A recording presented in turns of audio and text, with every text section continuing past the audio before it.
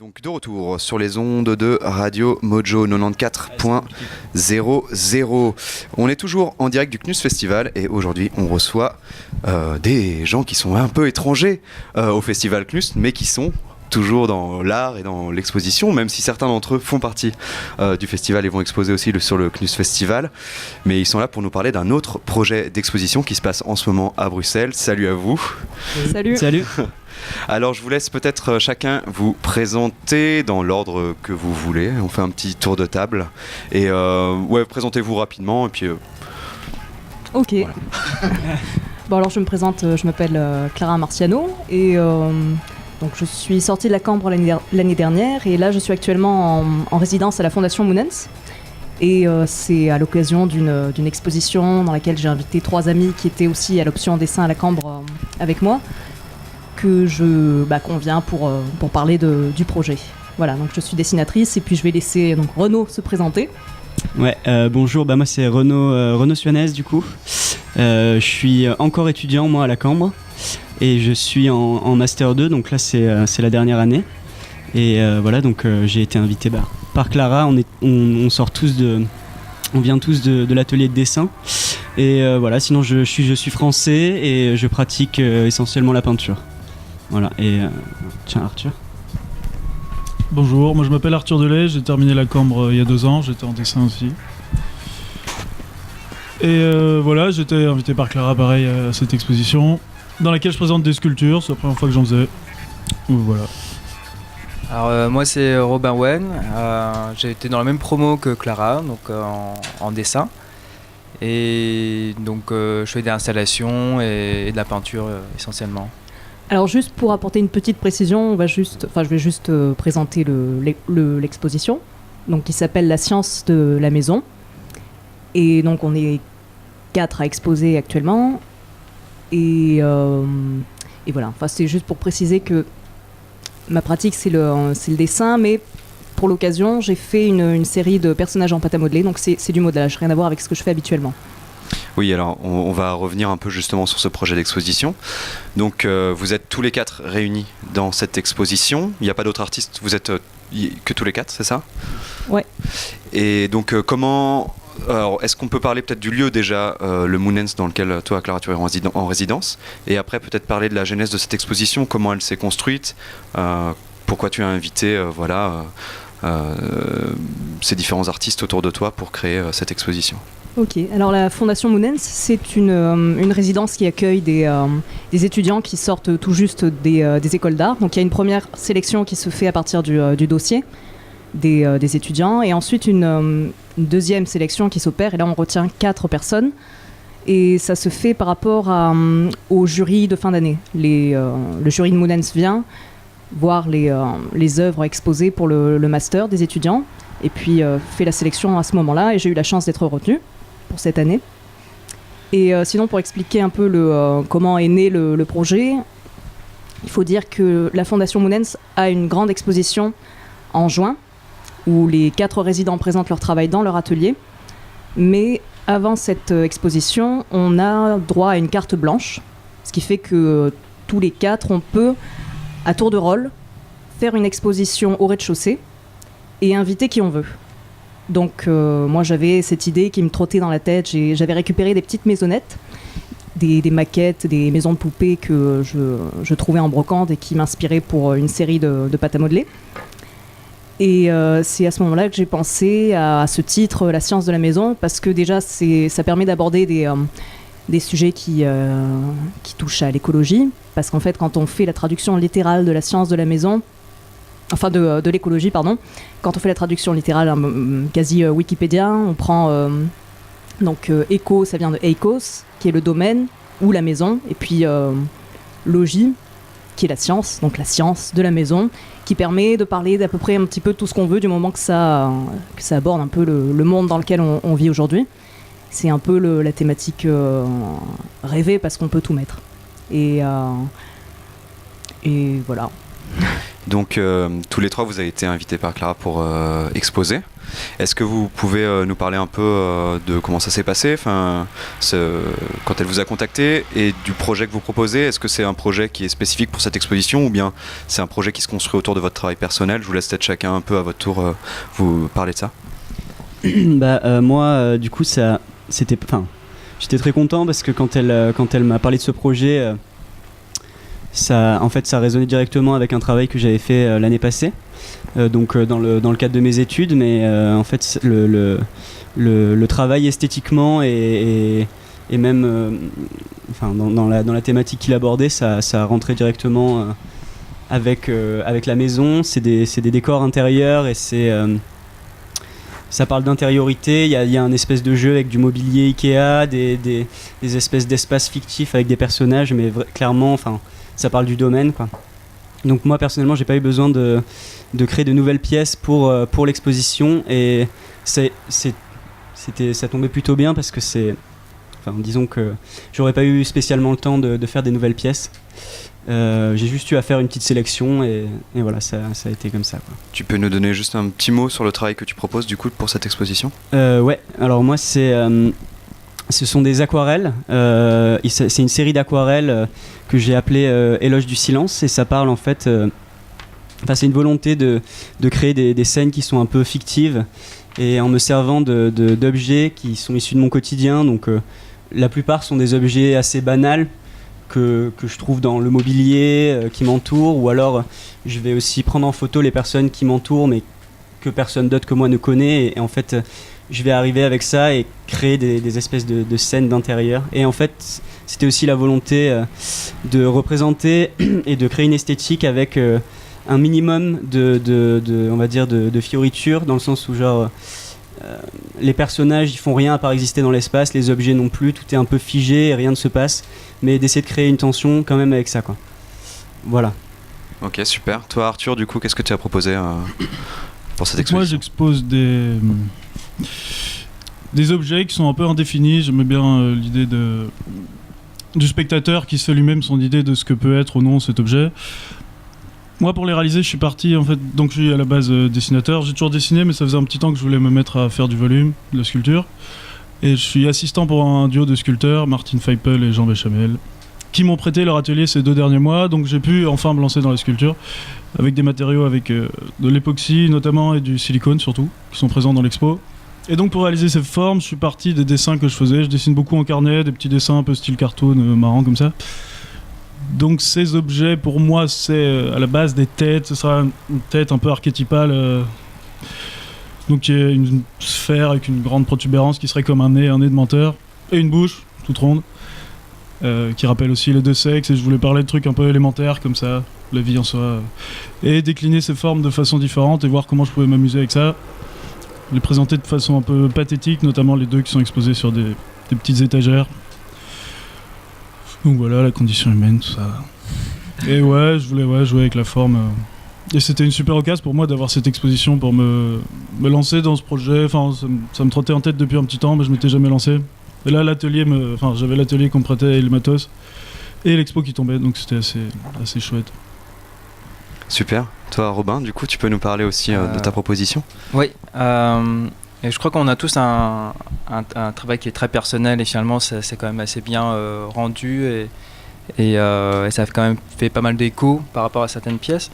Moi, mon travail, je parle essentiellement de la free party, et je m'étends aussi sur la question qui se pose autour de ce genre de soirée, que je vois plus ces soirées comme des manifestations sonores. Et donc dans cette exposition, je parle plus de ce qui se passe en ce moment avec l'actualité.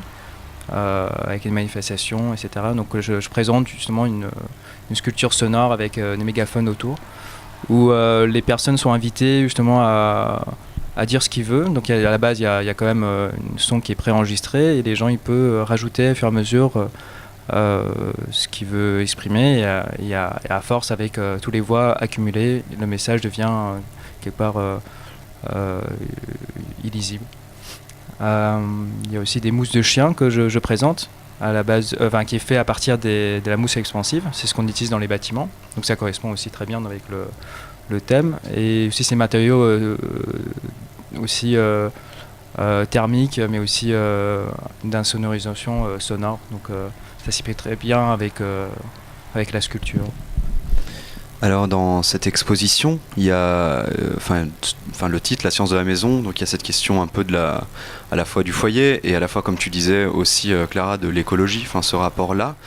Il y a un côté, malgré l'aspect, on va dire assez second degré que vous mettez dans l'exposition, il y a aussi un aspect assez profond et assez engagé dans ce que vous proposez. Est-ce que vous pouvez réagir un peu autour de cet engagement, comment il se construit et comment votre travail se construit en rapport à ce qui se passe un peu autour de nous dans le monde actuel? Je sais pas si... je pense qu'il y a un point commun, c'est qu'il y a déjà une position assez passive qu'on veut voir, qu'on essaie d'exprimer, la manière où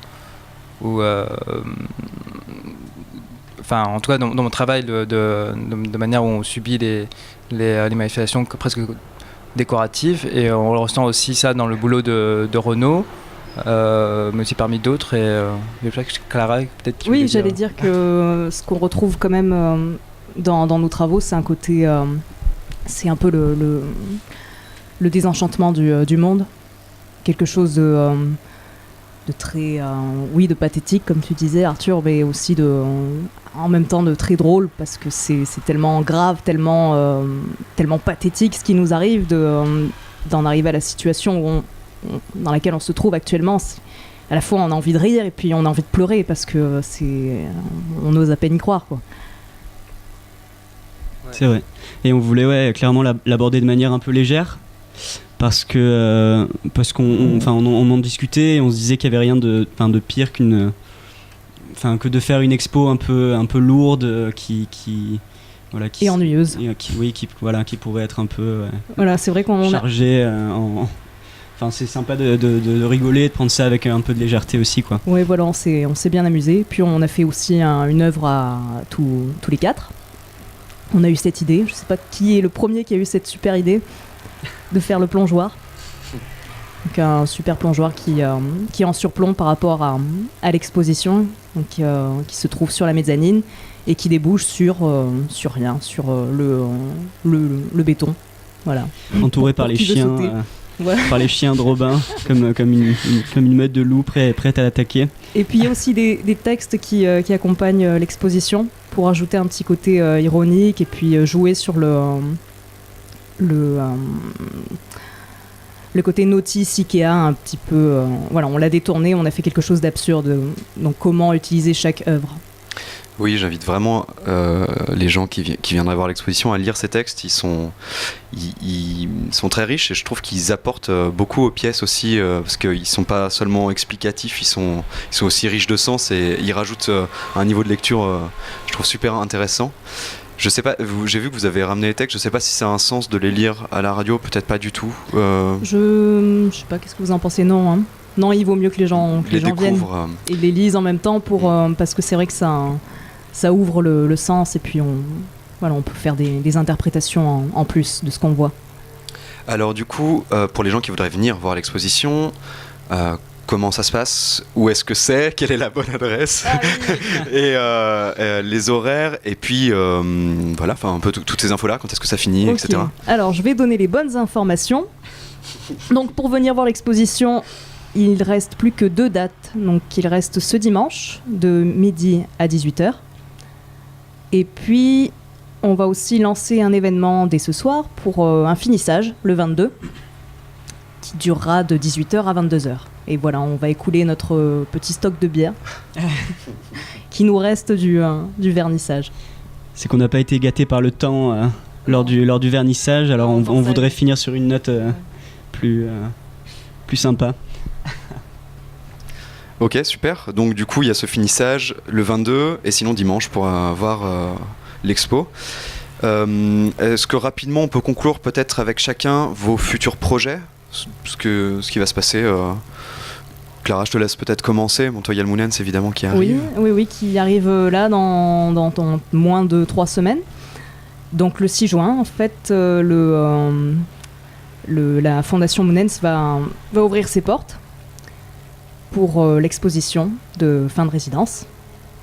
Et voilà, on va pas tarder à faire passer l'événement, l'affiche et tout ça. Et là, je vais présenter à ce moment-là donc, ce qui me caractérise le plus, c'est-à-dire un triptyque réalisé au crayon et une installation en plus pour que les gens le découvrent d'une façon, d'une certaine façon. Mais je laisse la surprise. Ouais. Moi, donc moi, je suis encore étudiant, donc mon travail sera visible pour l'exposition de fin d'études de la Cambre, qui en fait se tient à Canal Centre Pompidou cette année. Tous les masters les masters 2 et quelques masters 1 de l'atelier dessin, mais de toutes les options de la Cambre exposent là-bas, et c'est une exposition qui est ouverte au public et gratuite. Et mon travail sera visible là-bas, donc ce sera je crois que c'est du 14 au 29, quelque chose comme ça. Je suis pas sûr, mais il y aura de toute manière toute une communication qui sera faite là-dessus. C'est sûr que ça ouvre le 14 au public. Voilà, moi mon travail sera visible au 5e étage, et pour la suite, moi j'ai aussi demandé la fondation Monens, donc j'attends de voir si la chance me sourit. Alors moi, comme tu le disais, j'expose au CNUS, donc là on est en plein dedans. Je fais un projet avec Manon Pelus. On fait des meubles à partir de déchets récupérés dans la rue, et l'expo sera faite sous forme de boutique de design et accompagnée d'un texte sociologique sur les changements de la ville et du quartier et tout ça, parce que Manon est anthropologue. Donc voilà, j'espère que le projet plaira, et si les auditeurs veulent passer au CNUS, le vernissage final est le jeudi 23. La semaine prochaine. Alors, moi, il y a 5 expositions sur le mois de mai et juin, dont il y a le... bon, on l'apprend. Donc, il y a une exposition qui est finie au Canal Pompidou, et que c'est dans le cadre de prix... Gottschalk, voilà, c'est ça. Et dans le thème de l'urgence, et donc cette exposition est décalée à l'école LACA. Ensuite, il y a la science de la maison à Moments, et aussi le CNUST, que je participe, en collaboration avec une dessinatrice. Et ensuite, il y a aussi le cloître, le centre Rouge Cloître, qui est dans le cadre d'un prix aussi, qui est exposé, par exemple ici c'est de la peinture à l'acrylique. Il y a une série avec une installation sonore aussi, et une peinture de 4 mètres de long. Et enfin, parce que je suis dans une résidence aussi à Carrefour des Arts, donc c'est pareil, dans le même principe que Clara, c'est par sélection, et donc il y a une exposition à la fin d'année qui est en juin cette fois-ci. Voilà. Génial, quelle actualité. Super. Je mettrai un peu sur le podcast vidéo les infos pour aller voir le travail de chacun. Et j'invite vraiment tout le monde à venir voir l'exposition La science de la maison aux ateliers Moonens. Est-ce que je peux préciser Tout à fait. L'adresse ? Donc l'expo se situe au 50 rue Philippe de Champagne. Voilà, juste à côté de la carte. Oui, c'est super accessible et c'est super chouette comme lieu. Vous allez voir, c'est une très belle exposition. Merci à vous d'être venus sur les ondes pour nous parler un peu de ce beau projet. Merci à toi, Valentin. Merci. Et voilà, donc je le rappelle, donc ce dimanche, et donc vous pouvez voir encore l'exposition. Et bien sûr, le 22 pour le finissage. N'hésitez pas à venir nombreux. Je vous embrasse depuis les ondes, et on se retrouve bientôt pour de nouvelles aventures en direct sur Radio Mojo. Ciao les Mojos.